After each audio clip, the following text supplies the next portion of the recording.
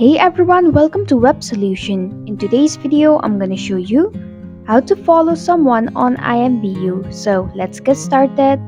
Begin by launching your IMVU application.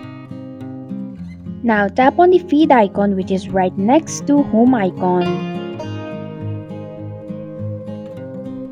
Now tap on the discover option. Now select the person that you would like to follow. Now tap on the follow button which is right next to their username.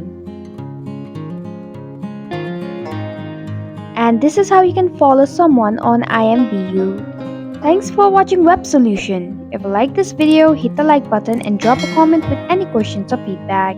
If you are new, subscribe and click the bell icon to stay updated on the future videos.